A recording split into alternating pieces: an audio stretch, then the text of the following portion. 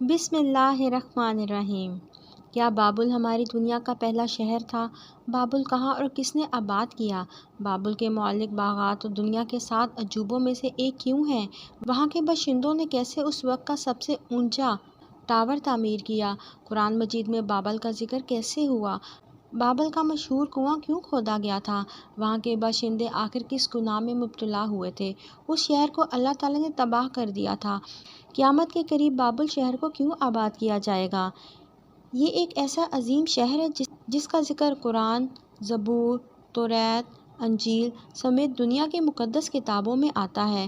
قرآن مجید کی سورۃ البقرہ کی آیت نمبر 102 میں اللہ تعالیٰ فرماتا ہے، اور ان کے پیچھے لگ گئے جو سلیمان علیہ السلام کے عہد سلطنت میں شیاطین پڑھا کرتے تھے۔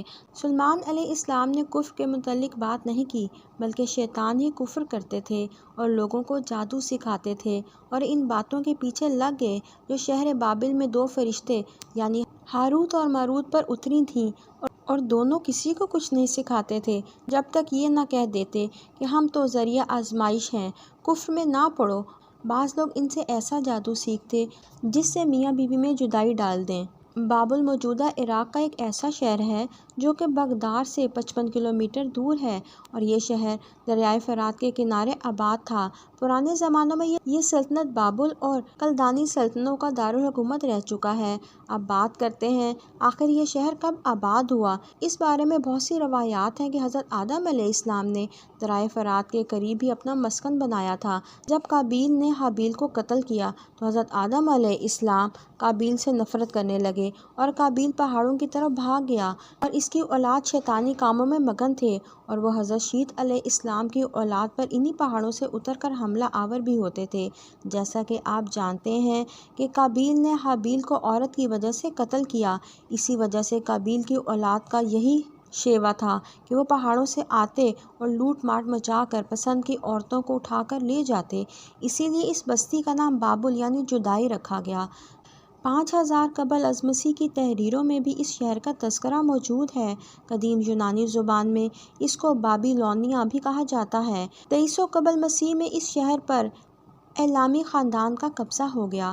وہ بادشاہ نمرود اسی خاندان کا حکمران تھا جس نے جدائی کا دعویٰ کیا۔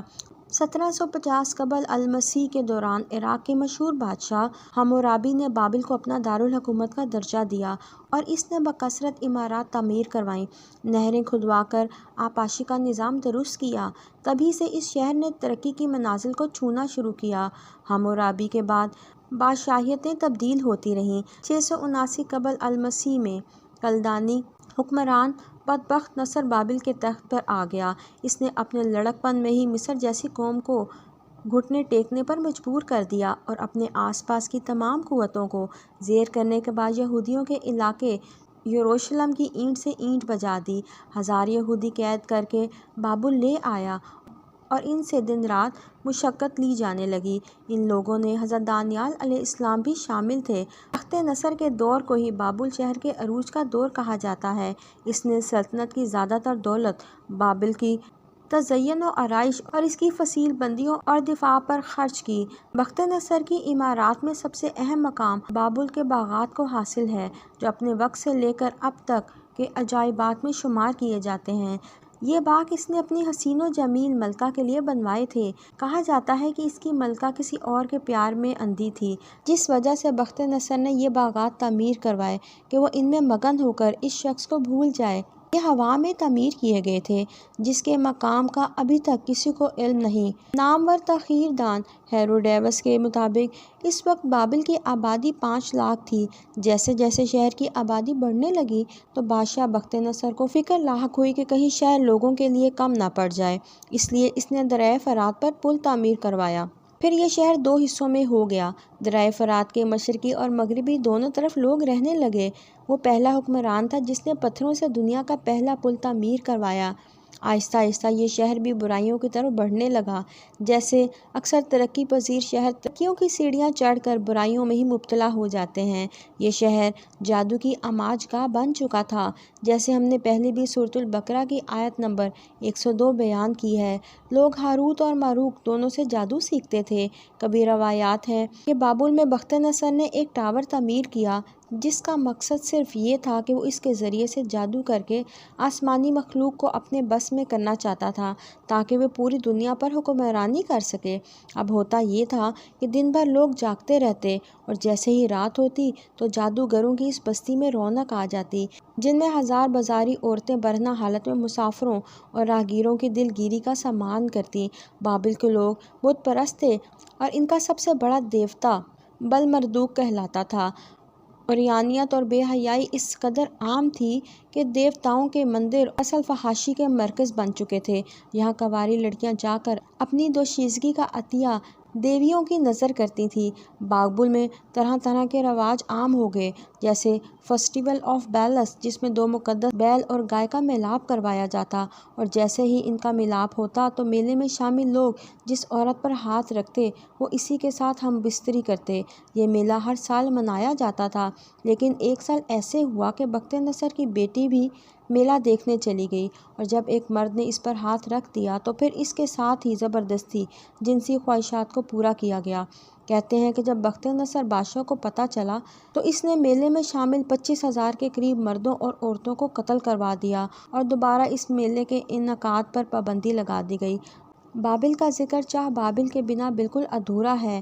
چاہ کنویں کو کہا جاتا ہے، اصل میں یہ کنواں زندان کے طور پر استعمال ہوتا تھا، لیکن یہ چاہ بابل مشہور اس لیے ہے کہ توریت کے مطابق اس کنویں میں 2 فرشتے ہاروت اور ماروت قید ہیں اور جنہوں نے زنا اور قتل کیا تھا۔ بخت نصر کے مرنے کے بعد 539 قبل مسیح میں ایران کے بادشاہ سائرس دی گریٹ نے بابل پر قبضہ کر لیا۔